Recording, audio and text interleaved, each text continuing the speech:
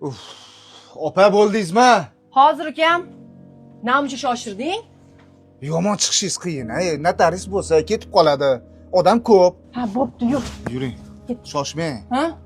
Pochchamdan ruxsat olganmisiz? Poching telefoni o'chiq. Majlisda bo'lsa kerak. Telefon qilaman keyin. Yur. Qo'ying, men o'zim hal qilaman. Kiring ichkariga. Nimaga?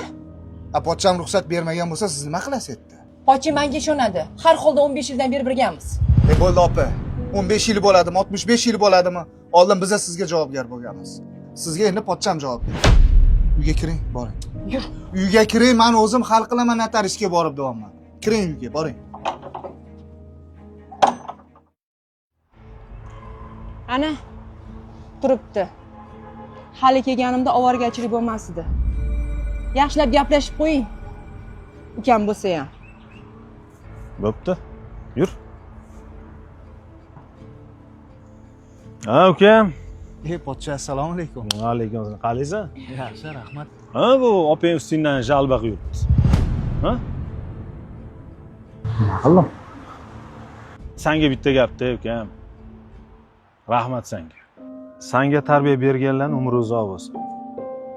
Jiyanlaring ham senga o'xshab yursin. Tog'asiga o'xshasin. Ha?